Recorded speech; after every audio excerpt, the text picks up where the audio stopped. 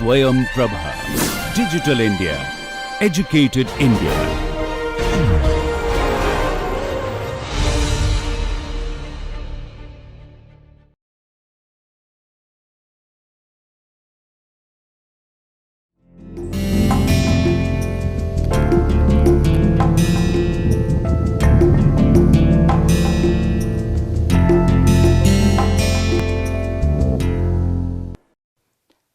Hello friends, in the previous class we looked at process analysis.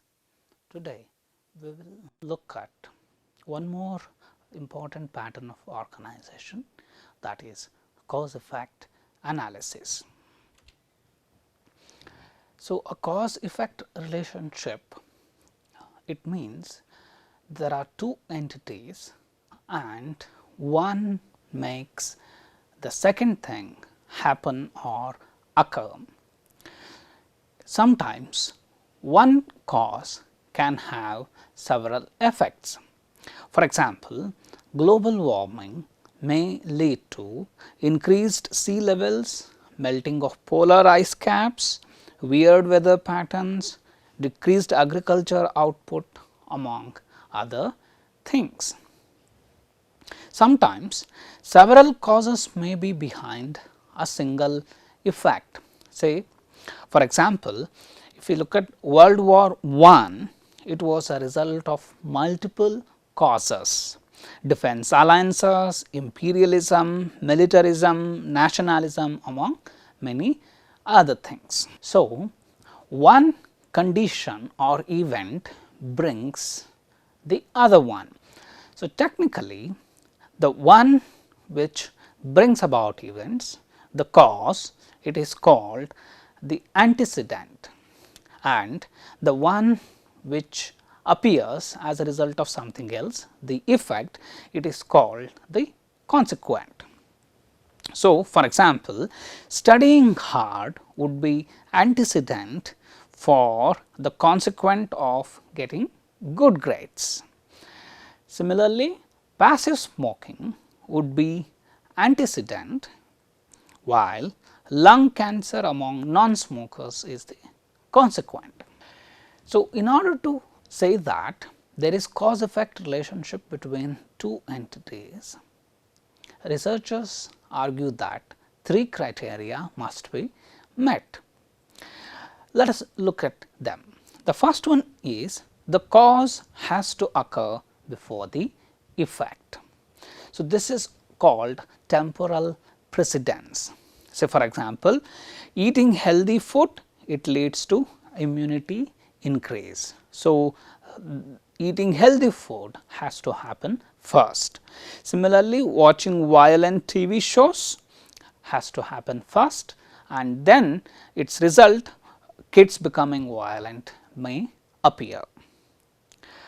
But such direct cause effect relationships are very difficult to establish. For example, so in this example, do we say watching violent TV shows make kids violent, or kids who are already violent in nature get more attracted towards such violent TV shows?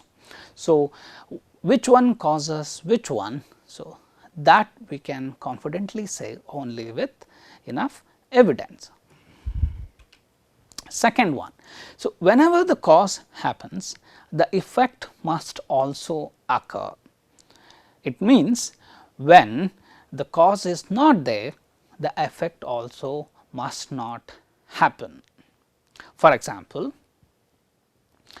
whenever you take paracetamol, your fever reduces. So, if you do not take paracetamol, the fever does not reduce. So, this is the relationship. If this does not happen always, or it happens only on some occasions, then it could just be what we call coincidence, or there may be other factors which are responsible for that effect. So, this is the second criterion. Moving on, the third one is no other extraneous factors can explain the relationship between the cause and the effect. So, for example, you are teaching a group of students and then at the end you want to say that their proficiency in English has increased. So, now you should be confident about the cause effect relationship between teaching and increase in proficiency levels. What if there are other factors which are responsible for this? For example, reading outside the classroom, coaching classes, help from parents, many other factors. So, keeping in mind those extraneous factors, we should try to establish the cause effect relationship. Now, moving on to types of causal reasoning. First one is called partial or contributory cause. So, the factor which brings about a particular effect may just be one of the causes, not the one and only cause. For example, if you look at investigative reports about air crash incidents, pilot error is one of the causes. So, combined with other things such as bad weather, mechanical problems, pilot error can lead to air crash. Second one, necessary cause. So, necessary cause means a condition that must be present in order for the effect to occur. For example, an MBBS degree or other degree in medicines is a necessary prerequisite to open a clinic. So, this is a necessary cause. Without this, the effect cannot occur. Then sufficient cause, a condition capable of bringing about the effect in and of itself. So, there is one say cause and that alone is sufficient to bring about the effect. For example, if you do not have a valid DL, it can lead to penalty or other kinds of punishment.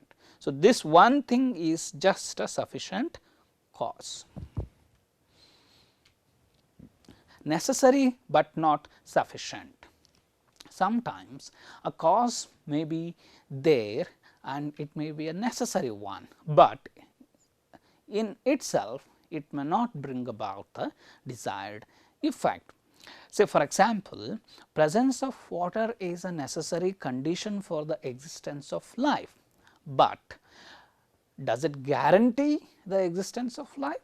No. So, sometimes there may be water, but there may not be any life. For example, now the evidence shows that water is present on Mars, maybe in different forms other than what we see on the earth, but that is not a conclusive proof to say that there is life on Mars. Then necessary and sufficient. So, this kind of cause effect relationship in real world is actually very hard to come by. It means one cause is necessary and that alone is sufficient to bring about the desired effect. Say for example, if you look at this, this is an example from logic. So, if you argue that today is neither Saturday nor Sunday, then it necessarily means today is a weekday. So, today not being either Saturday or Sunday is both necessary and sufficient cause to say that today is a weekday. Then reciprocal causation, it means there is a very close relationship between cause effect. So, one factor causes the other, then this may be related to the first one. For example, some studies have shown that stuttering and shyness, there is reciprocal causation between the two. So, stuttering causes shyness and because you are shy, you may have the problem of stuttering. So, this is reciprocal causation. causal chain or multi-step causation. So, what it means is, so there is one cause factor, it leads to something else, which in turn leads to something else, and so there is a chain reaction. So, if you recall from our discussion from the previous class, we talked about chain reaction in nuclear plant. So, in the same way here, one factor leads to another and then to another, and it continues. For example, media reports about famous people who committing suicide, and this may produce imitation suicides. So, one is famous people they commit suicide and that is reported in media, that again leads to several imitation suicides in a causal chain. So, these causal relationships are often inferred, not directly observed. Of course, in some cases you may be able to observe this cause effect relationship directly, but most often based on available evidence and other factors we infer this cause effect relationship. For example, doctors conduct postmortem to identify the cause of death. So, looking at the circumstantial evidence and the body, doctors decide the death may have been caused by because various reasons. So, this is a kind of inferring the causal relationship. So, we can look at effects or symptoms and then we refer back to the cause. For example, so when a person has fever, then we can say that person has some sort of infection. So, fever is only the effect or the symptom.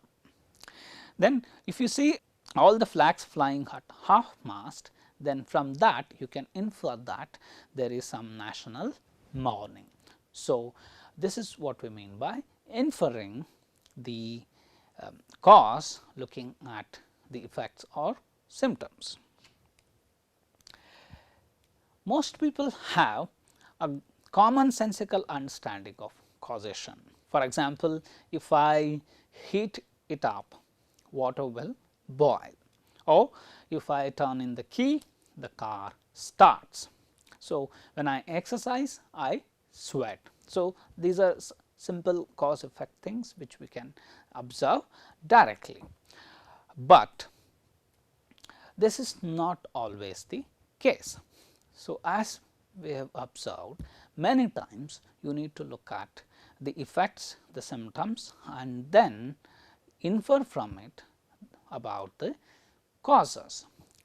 But sometimes people make mistakes in inferring, and there we talk about reasoning errors. So, what are these reasoning errors? Let us look at them. First one is correlation does not imply causation. So, this is one of the most common mistakes. If two things happen at the same time, then we tend to say that they are related. There is cause effect relationship between the two, but correlation does not necessarily mean that two things are logically connected or one cause the other. There may be another common cause, or sometimes there may be reverse causation as well. So, what is ignoring a common cause? For example, if you say that ice cream sales and number of drownings increase in the summer. So, if you say there is connection between these two things, increase in ice cream sales and increase in number of drownings, then that would be a reasoning error, because here we are not considering the obvious common cause, that is the hot weather. So, if you ignore a common cause, then this leads to a kind of reasoning error. Second, reverse causation. So, let us say there are two things x and y. So, y happens after x. So, does it mean x has caused y? Not necessarily. Actually, y may have caused x. For example, poor economic conditions and increase in high crime rate. So, which one is cause, which one is effect here? Actually, people have argued for both the possibilities. So, some people say because of high crime, businesses won't invest and that leads to poor economic conditions. Some others have argued that because there are poor economic conditions, there is very little employment and no or very little income, and that leads to crimes. So, both are possible. So, this was the first reasoning error. So, correlation does not imply causation. Second one is called post hoc ergo propter hoc. It means temporal precedence does not imply causation. So, we have discussed here necessary condition, sufficient, necessary but not sufficient, necessary and sufficient. So, just temporal precedence does not mean there is cause effect relationship. For example, recession and job loss. So, if you say there is job loss because of recession, that is would be too simplistic way of looking at it. There may be several other reasons behind it. When it comes to this kind of temporal precedence and assuming cause effect relationship in a wrong way, one of the common mistakes we do is we assume a common cause for several things, and mostly superstitions are behind such things. So, for example, a cat crosses your path when you are say driving, and then you meet with an accident, you have several other problems and you blame the cats crossing your path for all those things. So, this is more of superstition than actually what you can argue with the help of evidence. Then another problem is oversimplification or reductionism. It means there is a complex problem and you reduce it to a single or a simple cause. Say for example, if you say the decline of the family unit is responsible for all of society's problems such as drug and alcohol addiction, increased divorce rate, increase in sexual assaults and so on. So, this is a very complex problem, but it has been reduced to a simple cause, that is the decline of the family unit, but actually there may be several causes behind it. So, not considering those, it has been reduced to something very obvious, something which in commonsensical understanding to a single simple cause. This is you can often see in ads. So, you equate and associate products with favorable images and lifestyles in most of these ads. So, beer is equated with fun and good times. You wear a particular fragrance and it leads to attracting the members of the opposite sex. So, this is a kind of reductionism. You have reduced a complex thing to something very simple. So, before saying that there is cause effect relationship between two things, two events, we need to ask ourselves some clear questions, and only when we are satisfied, then we should go about making that claim. So, what are these? Is the cause necessary to produce the effect? For example, is a degree from a reputed college university necessary to be successful in life? So, this is what most people say, you want to be successful in life. So, you need to first have degree from a reputed institute, but the question is it a necessary cause? Does a particular brand of cell phone enhance one's status? So, you want to increase your status among your friends in the social circle, then do you need to spend lot of money and purchase a particular brand of cell phone? Then, is the cause sufficient to produce the effect? So, for example, does being in love ensure that a couple will be happy together? So, is this sufficient, being in love, to be happy after the marriage? Are there cumulative additional causes? So, do not say that there is just one thing, one cause behind a complex effect, complex problem. For example, urban density, unemployment, poverty, all these together may lead to crime, not just low economic conditions. Are there alternative causal explanations? So, if something has happened and you think there is only one obvious thing, the question you need to ask yourself is, so are there other possible factors? So, can it be explained with the help of other factors? For example, so if you look at the cases of mass shootings, there may be several factors behind it. So, blaming it on just one particular reason, one particular, say there is no gun law in the country and therefore, it leads to people easily buying guns and then it leads to mass shootings, then that may be simplification of the whole complex issue.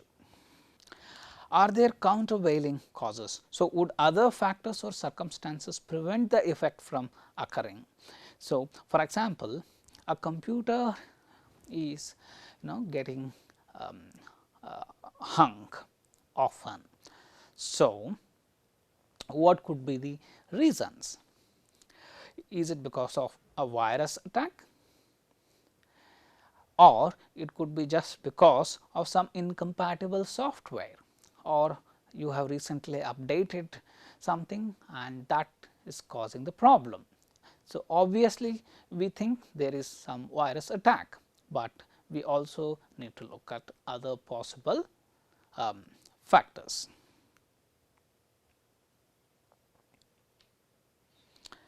Okay. Now, let us look at some statements, analyze them and then see if the cause effect relationship between them is satisfactory.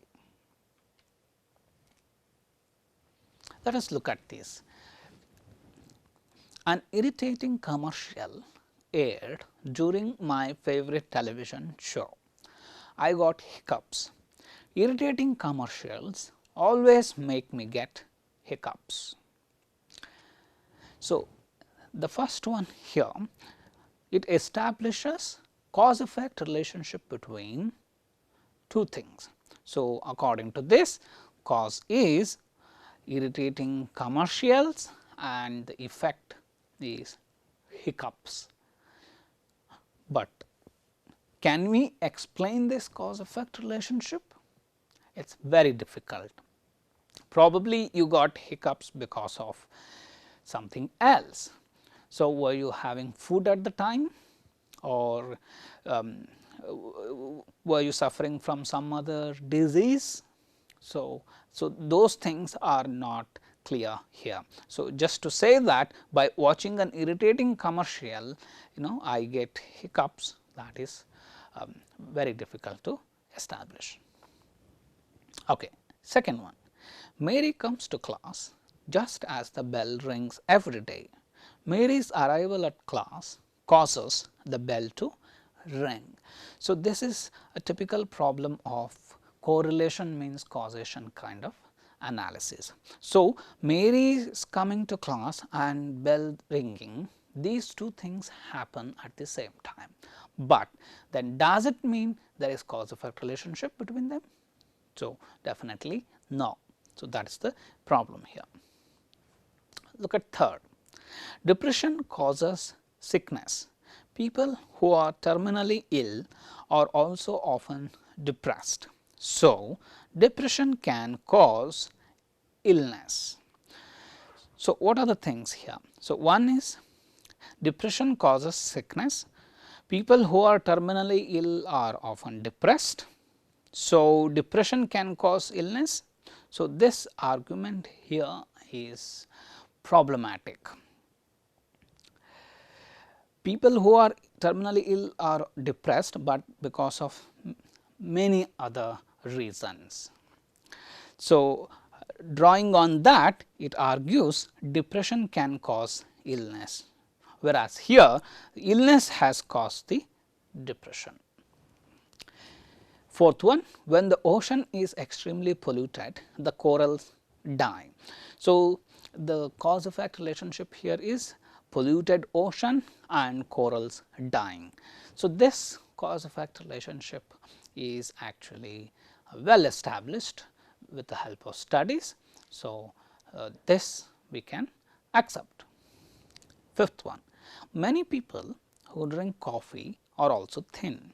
Therefore, coffee causes one to lose weight. So, this is here a problematic thing. So, many people drink coffee are also thin, this could just be coincidence. So, this does not establish cause effect relationship between drinking coffee and losing weight. So, people who drink coffee are thin maybe because of several other things, several other factors. So, that is not considered here. Sixth one, some people believe dinosaurs went extinct because a large meteor hit the earth. So, we know here that there is some evidence about meteor attack and dinosaurs going extinct. So, this cause effect we can accept, there is evidence for this. Look at 7. Sarah liked playing with army toys when she was a child. Sarah joined the army as an adult. Playing with an army toys makes you want to join the army. So, here this is just one case. So, Sarah played with toys and then she joined the army. So, then on the basis of that, making this cause effect relationship is problem. Also, playing with toys and joining the army, this is not established. This could be just coincidence, or she joined army maybe because of several other factors. So, those factors are not mentioned here, not discussed, and therefore, so this cause effect relationship is actually problematic. Now, we will look at a cause effect text. This is called Why We Stay, a deeper look at domestic abuse, written by Ali Owens. Let us read it in detail. The choice is clear. The man is a terrible person, and obviously we will now look at a cause effect text. This is called Why We Stay, a deeper look at domestic abuse. It is written by Ali Owens. Let us look at it in detail.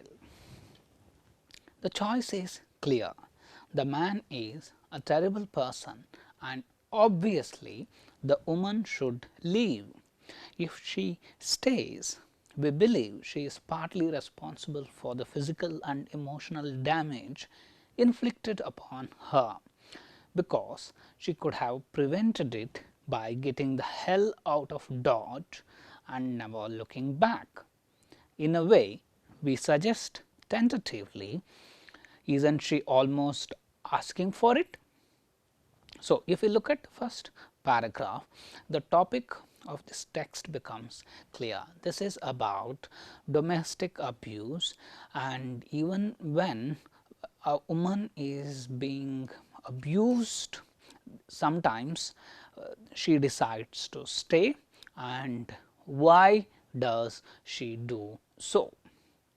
Then the text goes on to discuss factors which make women stay in abusive relationships in detail. So, let us look at the rest of the text. Real domestic abuse rarely plays out like this. It is never simple and it is never black and white. Leaving is never the easy choice. It is just one more painful choice in a reality full of painful choices. And the people who insist this isn't so have no idea. I, on the other hand, as a survivor of domestic abuse, have quite a bit of an idea. Now that that's out of the way, here are 5 reasons someone in an abusive relationship may stay with their abuser. Reasons that have nothing at all to do with financial stability. So, now writer says she is going to discuss 5 reasons why someone in an abusive relationship stays in the same relationship and does not get out of it. The writer is discussing these things based on personal experiences. So, what are these 5 reasons? First one, we are afraid of being shamed, judged, hated, or accused of lying. You hear it all the time. An allegation of domestic abuse is waved away with the reasoning, I know him, he would never do that, she is making it all up, he is a nice guy. Newsflash, people with abusive tendencies are often very, very good at creating a public image that differs tremendously with what happens behind closed doors. In fact, a calculating and manipulative mindset is extremely common in people who abuse their partners. Anyone can seem nice. Abusers don't wear signs around their necks claiming that someone you know isn't capable of abuse because he seems so nice is absolutely not a sound method of reasoning, because you do not know the whole story. During the 9-year duration of our relationship, there were so many instances in which I wanted to tell someone what was going on, but I was paralyzed by fear, fear that no one would believe me, fear that they'd think I was only looking for attention, fear that they'd call me a fool for sticking around, fear that they'd label me a liar, just the way so many people have done to Amber Heard without knowing anything about what actually transpired. So, this is the first reason the writer is here talking about, that women are afraid of being shamed, judged, hated, or even accused of lying, because abusers are often very good at creating a good public image. So, this is reason number 1. 2. Abuse is generally cyclical, and most abusers follow a pattern that keeps victims feeling trapped. This is another behavioral pattern that is extremely common in abusive relationships. It was as though my ex could sense when I was about to throw in the towel, and he'd suddenly be back to his old loving self, making it very difficult for me to justify leaving him, especially because I loved him and desperately wanted us to be able to function in a healthy relationship. And occasionally, generally after a particularly cruel incident, he would have a moment of clarity in which he would get down on his knees, sobbing, telling me he hated himself for what he had done to me and begging me to forgive him. He would promise me that he'd get counseling, that he'd do whatever it took to get better, things would be different. in doing so, he was giving me hope, maybe he will change and everything will get better. Faced with the notion of finally having a healthy relationship with him, I found I couldn't leave. I'd remember the good times we'd shared and feel optimistic that there would be more of them on the horizon. This is precisely how abusers wield control over their partners. They dangle the carrot, the promise of change, just out of reach, so that the victim always feels hopeful that the change will actually occur and feels compelled to stick it out. So, this is the second reason, that the reason is that abusers keep the victims trapped.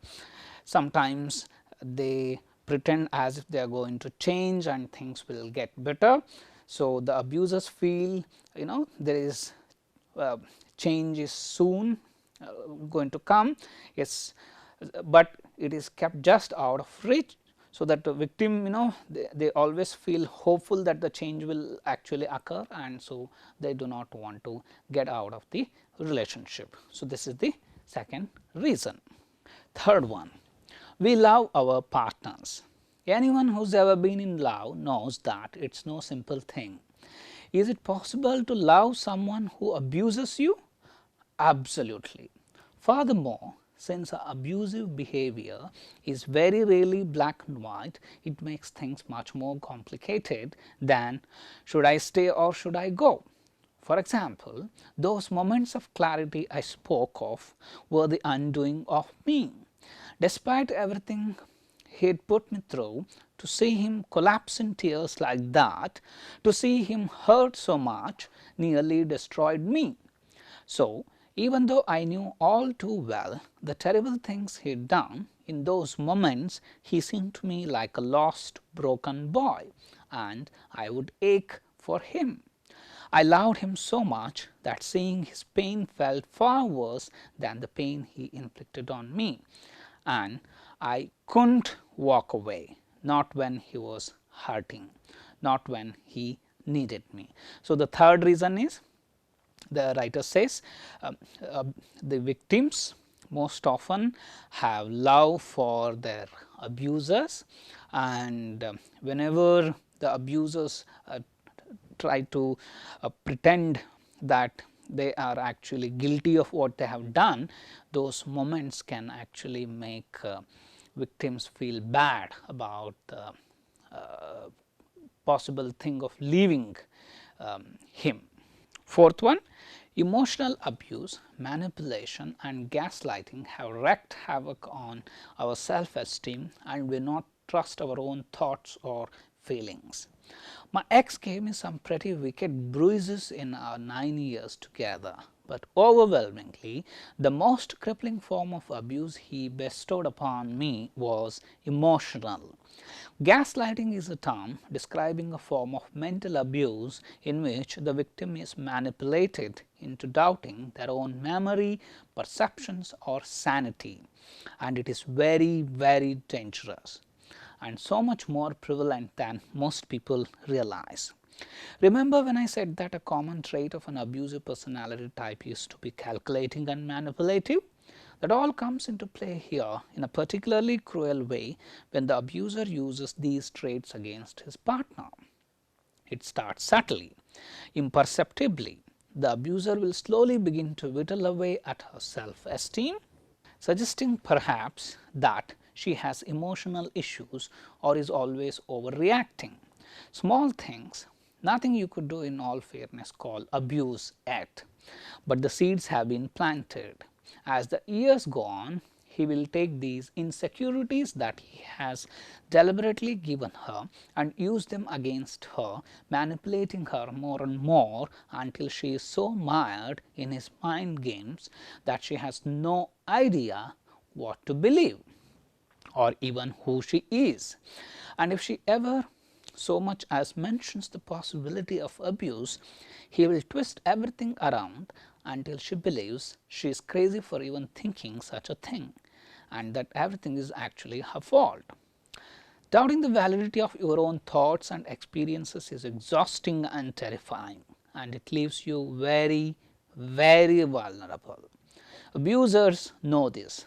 When you spend years being told that your thoughts and feelings are inherently incorrect, you do not know what to feel, and often you will wind up hating yourself instead of the person who hurts you, because you assume you must have done something to deserve it. When you have been made to believe you can't trust yourself, leaving an abusive situation becomes impossible. The fourth reason is that the writer says most often abusers play with the emotions of the victims. They sort of create an impression that the woman herself is actually crazy even to think that abuse is happening. So, this is a kind of emotional harassment. Fifth one, we fear retaliation. Simply running away from an abusive partner does not always mean the abuse will stop.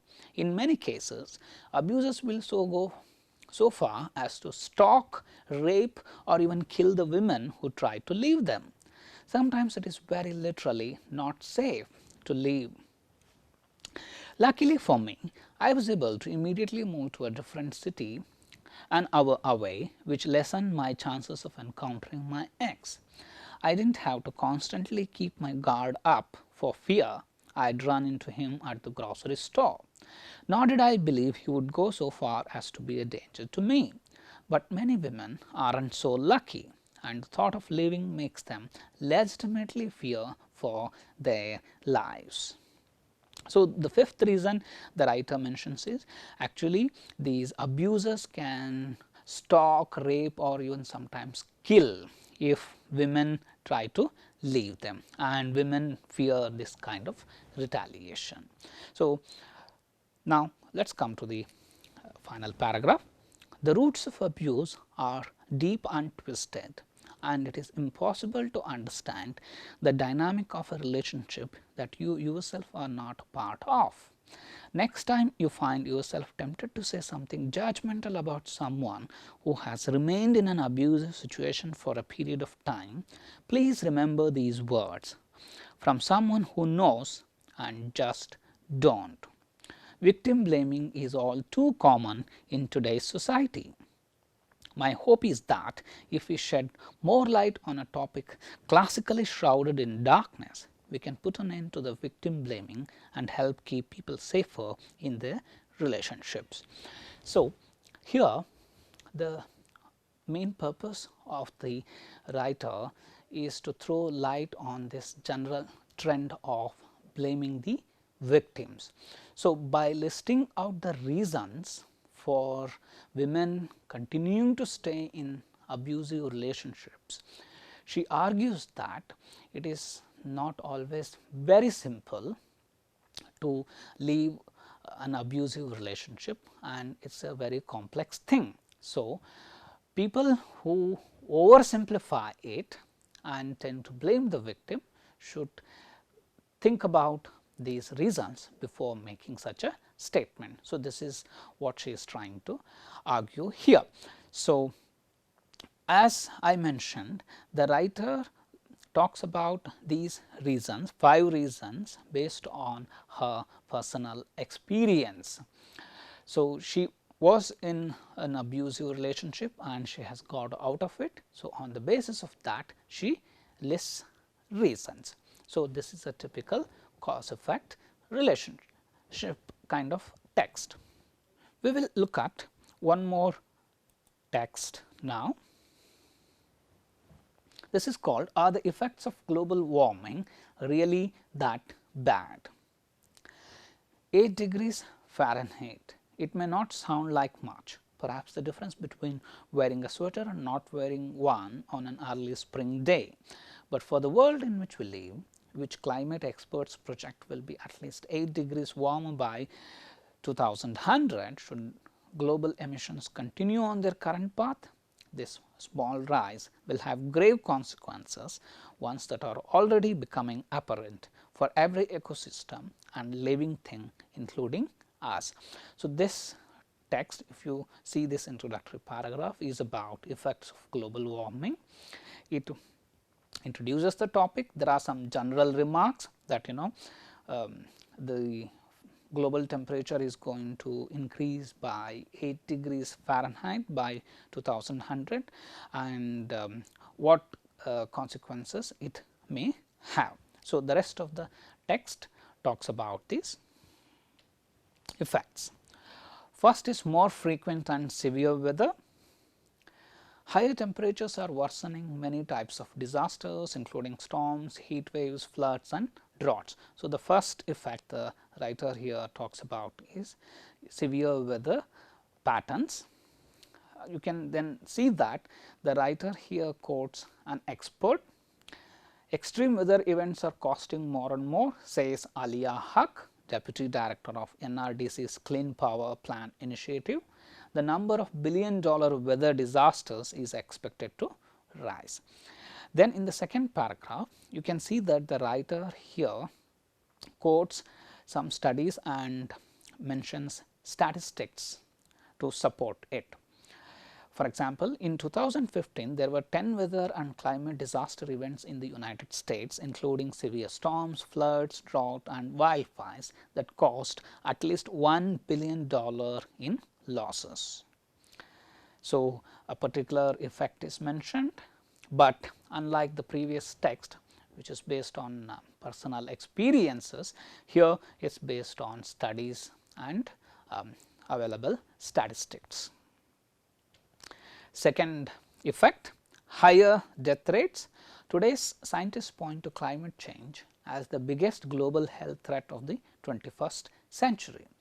It is a threat that impacts all of us, especially children, the elderly, low income communities and minorities, and in a variety of direct and indirect ways. As temperatures spike, so does the incidence of illness, emergency room visits and death. So, the writer here is talking about increase in death rate. There are more hot days in places where people are not used to it, Huck says. So, here again the writer quotes an expert. They do not have air conditioning or can't afford it. 1 or 2 days is not a big deal, but 4 days straight where temperatures do not go down even at night leads to severe health consequences. So, some more details are here given. Third one, higher wildlife extinction rates. As humans, we face a host of challenges, but we are certainly not the only ones catching heat. As land and sea undergo rapid changes, the animals that inhabit them are doomed to disappear if they do not adapt quickly enough. So, this is talking about the effect of global warming on wildlife. So, the writer here refers to a report. According to the Intergovernmental Panel on Climate Change 2014 assessment, many land, freshwater and ocean species are shifting their geographic ranges to cooler climes or higher altitudes in an attempt to escape warming. So, there is also a reference to another study, 2015 study, and some statistics is here given to elaborate on this particular point. Now, we come to the final paragraph. There is no question climate change promises a frightening future and it is too late to turn back the clock.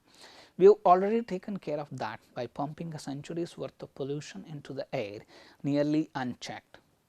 Even if we stopped all carbon dioxide emissions tomorrow, we would still see some effects, Huck says. That of course is the bad news, but there is also good news. By aggressively reducing our global emissions now, we can avoid a lot of the severe consequences that climate change would otherwise bring, says Huck. So, after discussing the effects, the concluding paragraph here talks about some suggestions, some actions which need to be taken. So, this text was about effects of global warming, and the effects are inferred on the basis of studies, reports, and the writer uses statistics, experts' opinion to back up the argument. Moving on. So, how do you draft a cause effect analysis paper. So, the first point is, what are you going to focus on, causes, effects, or both?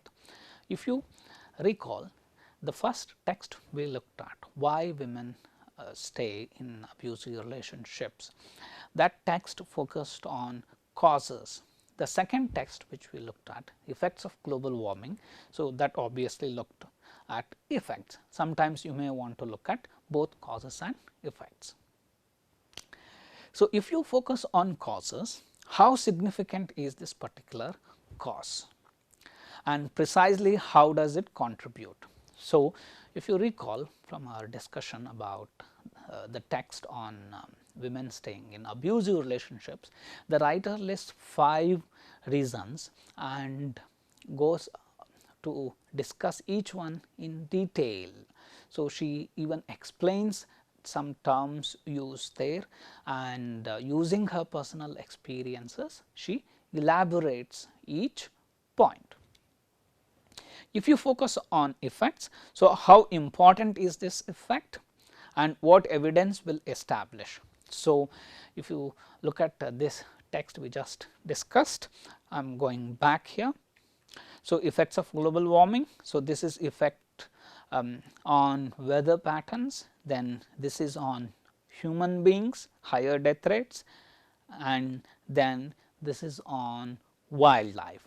So, writer here looks at effects on multiple factors, and of course, there is a lot of evidence, experts' opinion, research studies, reports to establish the importance.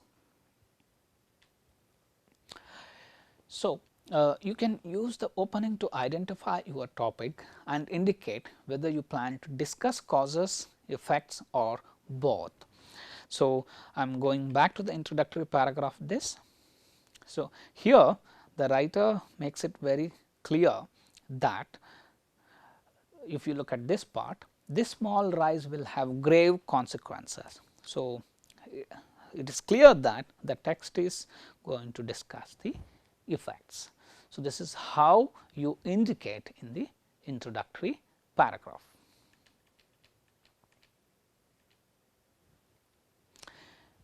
Let us look at one more example.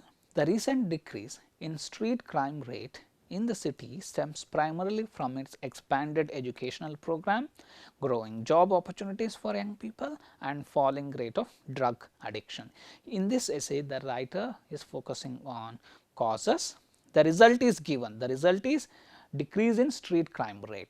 Now, the author is going to delve into causes, and what are those causes? They are listed here, and so you expect the writer to take up each one of these in detail in the rest of the text.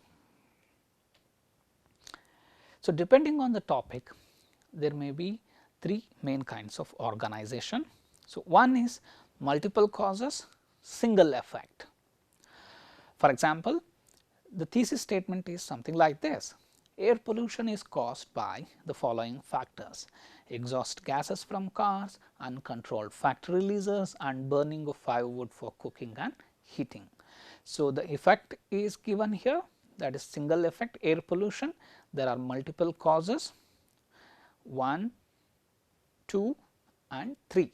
So, these then get expanded into 3, at least 3 separate paragraphs.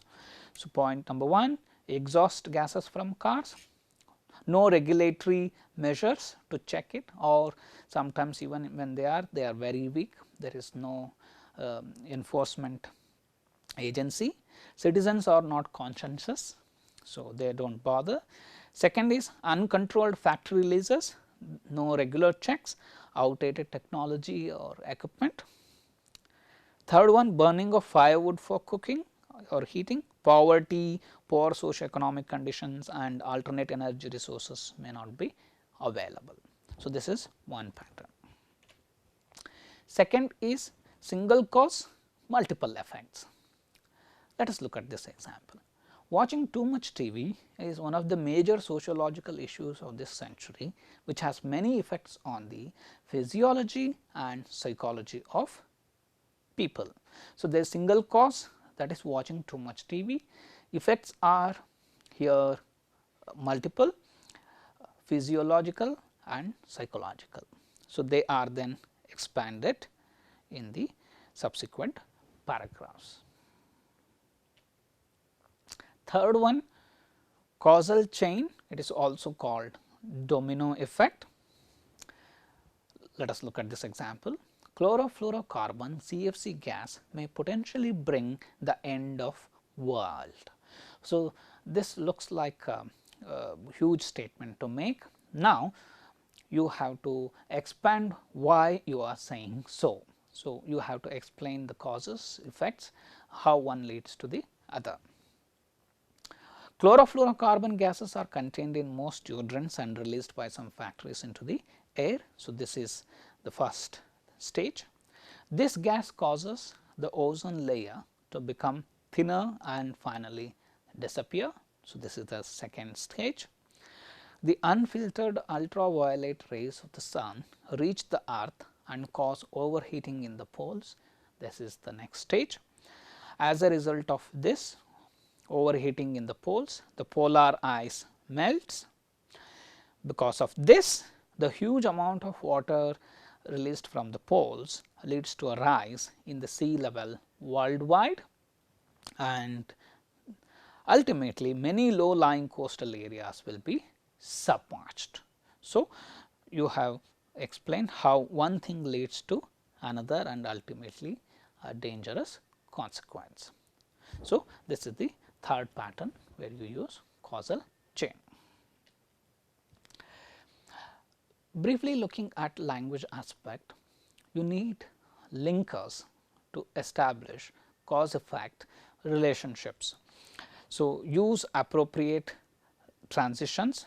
For example, in order to talk about causes, you can use linkers like because, due to, since and so on. For effects, you can use linkers like consequently, as a result, therefore, among other such linkers. So, you focus on immediate and direct causes. You limit yourself to causes that are close in time and related, otherwise it is difficult to establish the relationship. Strengthen your essay by using supporting evidence. Define technical terms, offer facts and stats, provide examples, so that your cause effect relationship becomes stronger. One important thing is you need to qualify your statements. This is called hedging. We will look at it in detail when we discuss language elements. For example, it appears that the cause was, it seems likely, the evidence may indicate. So, these kind of qualify your statements. Now, you can practice writing cause effect analysis on one of these topics. Reasons that relationships often fail in modern times. So, this relationship here could be between husband and wife, parents and children. So, what are the reasons? So, this asks for reasons. Effects of Bollywood on students. So, this essay focuses on effects. So, these could be positive, again positive in what sense, negative in what sense, you can focus on them. Reasons for popularity of social media among youth. So, social media like Facebook, Instagram, Twitter, why are these popular? So, you need to focus on reasons. So, summing up, today we looked at cause effect relationship, and we also saw that we need to have strong evidence to establish a relationship between two events, two variables. Otherwise, we commit a reasoning error and the argument becomes weak. Thank you.